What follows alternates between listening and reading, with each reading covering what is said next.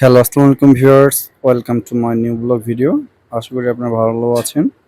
আলহামদুলিল্লাহ আমি ভালো আছি।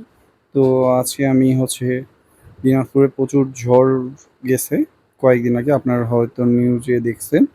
তো ঝড় হওয়ার পর আমার এটা হচ্ছে বেগুন ক্ষেত। বেগুন ক্ষেতের গাছগুলা একদম ঝড়ের কারণে হালে গেছে। কিছু, কিছু গাছের ডাল ভাঙে গেছে।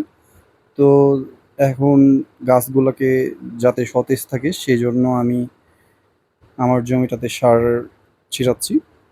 আমি মূলত রাসায়নিক সার ছিটাচ্ছি যাতে গাছগুলা দুর্বল না হয়ে পড়ে। সেজন্যই আরকি মূলত রাসায়নিক সার ছিটানো। আমি হচ্ছে ইউরিয়া আর টিএসপি একসাথে মিক্সড করে ছিটায় দিচ্ছি। হালকা পরিমাণ দিচ্ছি, বেশি করে দিচ্ছি না।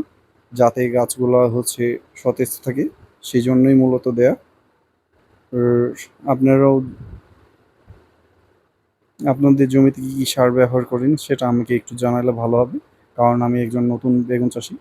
নতুন বেগুন চাষী হিসাবে আমি আলহামদুলিল্লাহ বর্তমানে ভালোই। ১ম এর দিকে আমার সমস্যা ছিল পোকা নিয়ে। বর্তমানে পোকার আক্রমণ তেমন একটা নেই। সকলেই সুপরামর্শ দিয়ে আমার পাশে থাকবেন আশা করি। সকলে ভালো থাকবেন আর আমার চ্যানেলটা সাবস্ক্রাইব করে দিবেন। আসসালামু আলাইকুম ভিউয়ার্স।